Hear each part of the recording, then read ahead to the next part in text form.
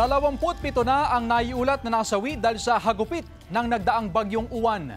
Sa pinakahuling datos ng Office of the Civil Defense, pinakamaraming namatay sa Cordillera Administrative Region.